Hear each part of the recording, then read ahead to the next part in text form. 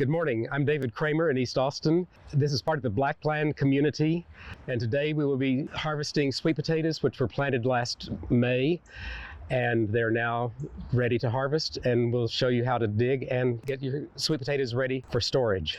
As you can see, we're at a traffic circle at the intersection of two neighborhood streets.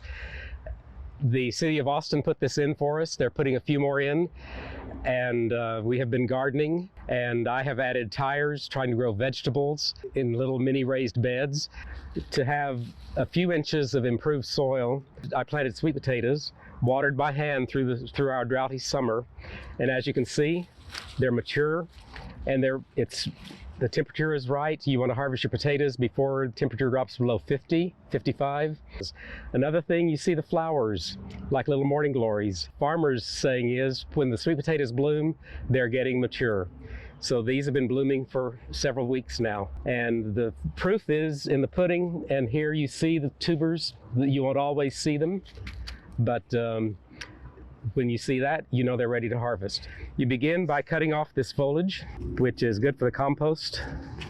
And just as a tip, through the season, you don't want to let the sweet potato root as it grows too many times, because it will form sweet potatoes on everywhere it touches the ground. And if that happens, you might end up with a lot of little sweet potatoes that are hidden instead of a nice big clump where you put your slip.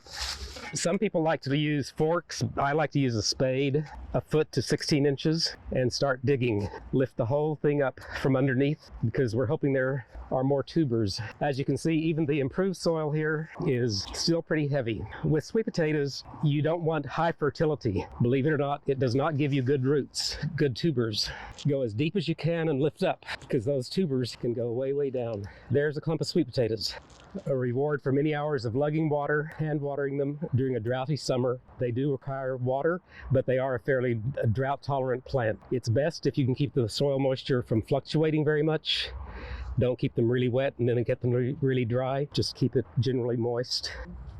Once you get your clump of potatoes dug, you want to get them ready to cure. You can take this to the kitchen right now and cook it, but if you want to store them for the winter, and they will store for months with proper treatment, you want to put them in a container where they'll be well aerated, well ventilated. Spread out newspapers, burlap. Do not clean the dirt off. They're already injured some, but that will cure. Cut them apart, leaving as much stem as possible. You don't want to cut into the tuber so much. Nematodes are a real problem, especially in heavy clay soil. These look pretty much vine weevil free. There might be a few little holes. If they're full of holes, you have vine weevils.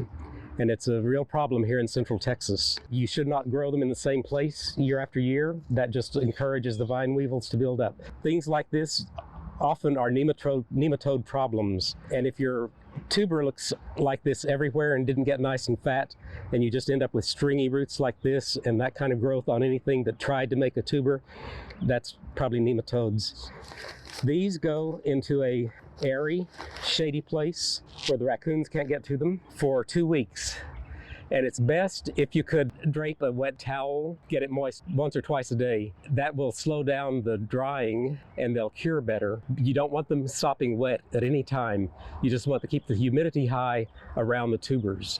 After the curing period, wrap newspaper around it loosely and then put them in baskets and put them in a garage where it's not going to freeze. You don't ever want them to get below 55 degrees, or it causes the quality to deteriorate, or they will actually rot. A lot of what I learned about growing sweet potatoes and many other things was from my mother and from her father, who was a farmer in southwest Oklahoma. They always had sweet potatoes, and that's what they lived on in the winter a lot of times. But a good source, it is now, I think, 35, almost 40 years old, is Sam Cotner's The Vegetable Book, A Texan's Guide to Gardening. And this is my go-to book.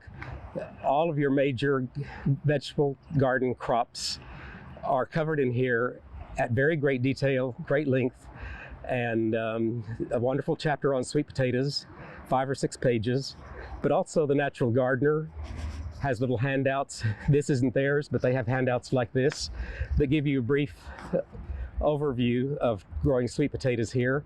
They're available when they sell their sweet potato slips in the late spring. And that's your sweet potato harvest.